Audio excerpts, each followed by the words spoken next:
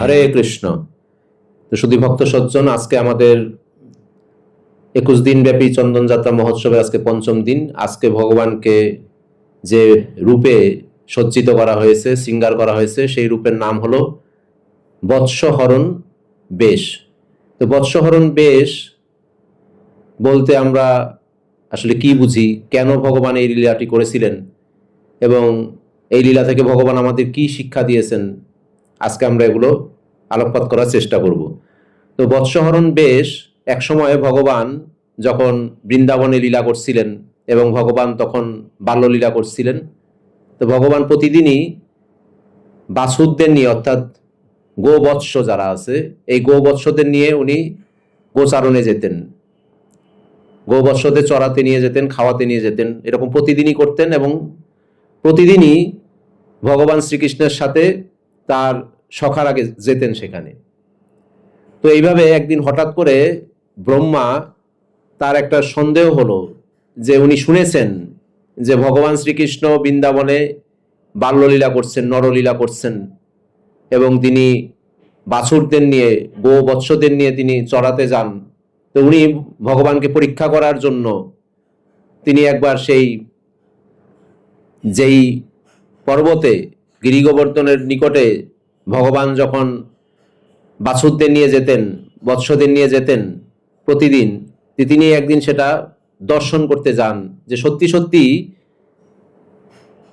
উনি পরমেশ্বর ভগবান কিনা।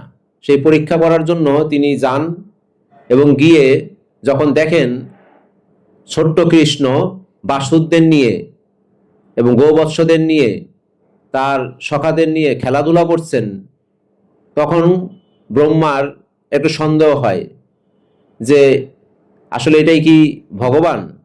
একটা সময় ব্রহ্মা আরো দেখতে পেলেন যে ভগবান তার সখাদের নিয়ে গোল হয়ে বসে সেখানে তাদের বাড়ি থেকে নিয়ে আসা বিভিন্ন খাদ্যদ্রব্যাদি, নাড়ু, মোয়া, পিঠা, পায়েস, এগুলো খাচ্ছেন এবং দেখছেন যে ভগবান শ্রীকৃষ্ণ তার সখাদের খাওয়া জিনিস, অর্থাৎ এঁটো করা জিনিস, উচ্ছিষ্ট জিনিস ভগবানকে দিচ্ছেন, ভগবান সেটা খাচ্ছেন। তো এটা দেখে ব্রহ্মা বিমোহিত হয়ে যান যে আসলে এ তো ভগবান হতে পারে না, ভগবান আবার কারো উচ্ছিষ্ট খায় নাকি, কারো এঁটো খায় নাকি।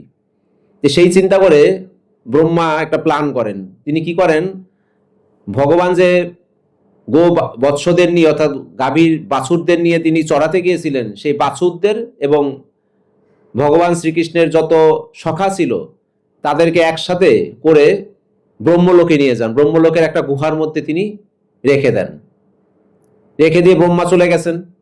তো ভগবান কিছুক্ষণ পর বিশ্রাম থেকে উঠে উনি বুঝতে পারেন, যখন তার বাছুরদের দেখেন না এবং তার সখাদের তিনি দেখছেন না, তখন ভগবান বুঝতে পারেন যে এটা ব্রহ্মার একটা কাজ। তো ভগবান তখন ব্রহ্মাকে শিক্ষা দেওয়ার জন্য তিনি নিজে সেই গোবৎসদের রূপ ধারণ করেন এবং যত সখা তারা তিনি নিয়ে গিয়েছিলেন সেই সখাদের রূপও তিনি ধারণ করেন প্রত্যেকটা।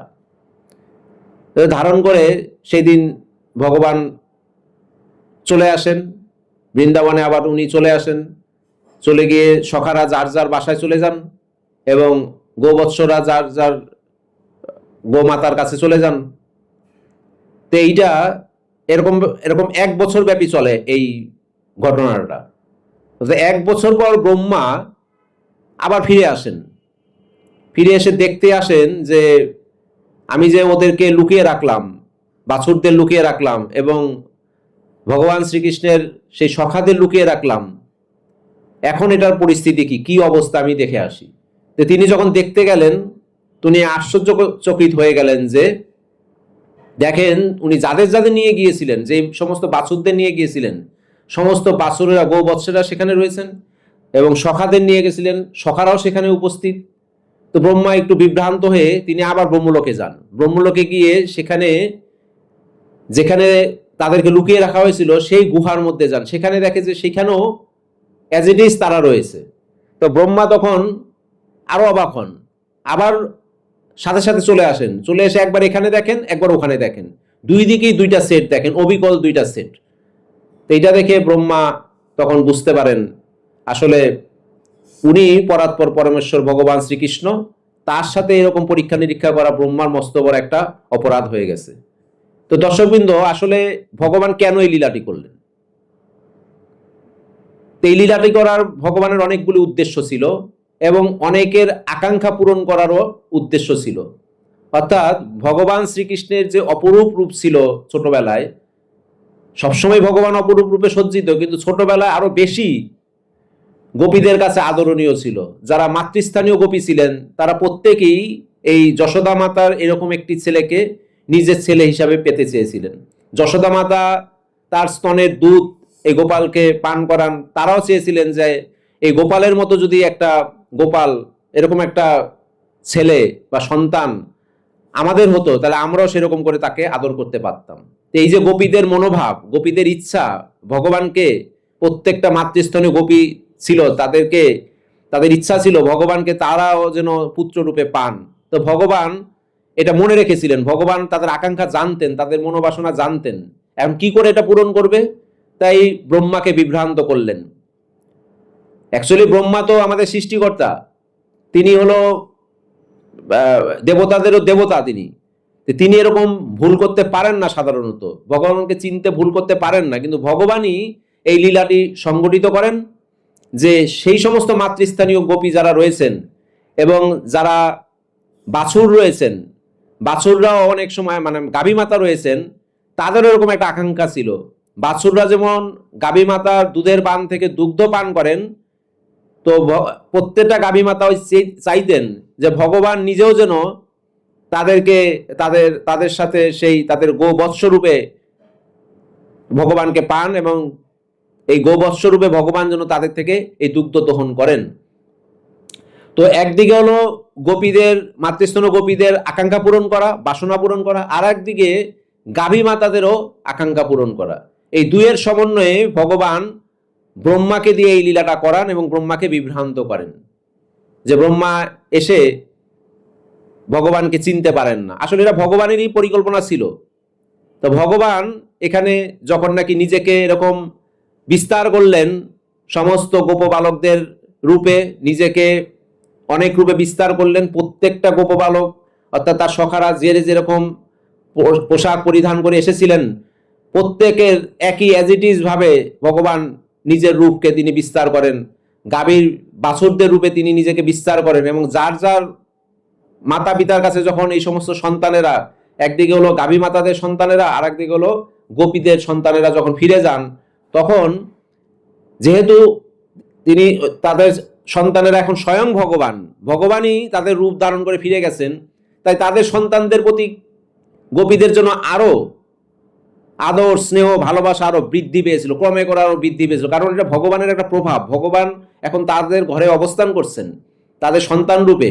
তাই যদিও তাদের সন্তানের রূপে, কিন্তু অন্তর থেকে ভগবান শ্রীকৃষ্ণ স্বয়ং সেখানে উপস্থিত, তাই তাদের গোপীদের ভগবানের প্রতি সেবার মনোভাব আরো বৃদ্ধি পেয়েছিল। গাভীরাও তাদের সন্তানদেরকে যেন আরো বেশি আবেগতাড়িত হয়ে তাদেরকে লালন পালন করছিলেন, দুগ্ধ পান করাচ্ছিলেন। এইভাবে ভগবান নিজেকে বিস্তার করে ভক্তের আকাঙ্ক্ষা পূরণ করার জন্য প্রথমত এই লীলাটি করেন। দ্বিতীয়ত ব্রহ্মাকে বিভ্রান্ত করার মাধ্যমে, ব্রহ্মাকে বিমোহন করার মাধ্যমে আমাদের যে আমরা যে বদ্ধজীব রয়েছি তাদেরকেও তিনি শিক্ষা দেন যে আমাদের যেন এরকম অহংকার না আসে, আমরা যেন মনে না করি ব্রহ্মা যেমন ব্রহ্মাকে শিক্ষা দিয়েছেন যে ব্রহ্মা তুমি সৃষ্টিকর্তা হতে পারো, কিন্তু তুমি হলো গৌণ সৃষ্টিকর্তা, মুখ্য সৃষ্টিকর্তা হলো আমি, আমার থেকে তুমি বেশি শক্তিমান নও, তাই তোমাকে স্বীকার করতে হবে তোমার উপরও শক্তিমান রয়েছে, তুমি নিজেকে অনেক বড় ভেবেছিলে। তাই ব্রহ্মার মাধ্যমে আমাদের শিক্ষা দিচ্ছেন যে আমরা ভগবানের সৃষ্টি নিয়ে, ভগবানের লীলা নিয়ে, ভগবানের কার্যকারিতা নিয়ে আমরা যেন কোনো রকম সন্দেহ পোষণ না করি, আমরা যেন বৈদিক শাস্ত্রের উপর, বৈদিক সাহিত্যের উপর আমাদের যে বিশ্বাস এবং এটার যে সত্য, এটা যেন আমরা প্রতিভাত করি। তাই ভগবান এই কারণে লীলাটি করেন যে একদিকে হলো গোপীদের মনোবাসনা পূর্ণ করা, আর একদিকে হলো নিজের যে সর্বব্যাপী রূপ, তিনি নিজেকে অসংখ্য রূপে প্রকাশিত করতে পারেন, সেটা প্রমাণ করার জন্য ভগবান এই লীলাটি সংগঠিত করেন। একদিকে ভক্তদের স্নেহ বৃদ্ধি করেন। এই কয়েকটা কারণে ভগবান এই বৎসহরণ লীলা অর্থাৎ বৎসদের যে ব্রহ্মা হরণ করেছিলেন, এই লীলা থেকে সেই শিরোনাম হয় যে বৎস হরণ লীলা। তা আজকে আমরা মন্দিরে দেখছি ভগবানকে সেই বৎস হরণ লীলা, অর্থাৎ ব্রহ্মার যে দেখতে এসেছিলেন সেই রূপে ভগবানকে সাজানো হয়। ব্রহ্মা তার যে বাহন হংসের উপর এসে ভগবানকে দর্শন করেন এবং বিভ্রান্ত হন, পরীক্ষা করেন। পরীক্ষাতে ভগবান ব্রহ্মাকে পরাজিত করেন, ব্রহ্মাকে বুঝতে বাধ্য করেন যে শক্তির উপরও শক্তি রয়েছে এবং ভগবান হলো সর্বশক্তিমান, তিনি সর্বকারণের কারণ। তাই আচার্যরাও এখানে ব্যাখ্যা করেছেন, জীব গোস্বামীপাদ, শিলরূপ গোস্বামীপাদ, বিশ্বনাথ চক্রবর্তীপাদ, তিনি বলছেন যে এই লীলায় ভগবান আরো প্রমাণ করেছেন ভক্ত বাৎসল্যতা কাকে বলে। ভক্তের বাৎসল্যে ভগবান নিজেকে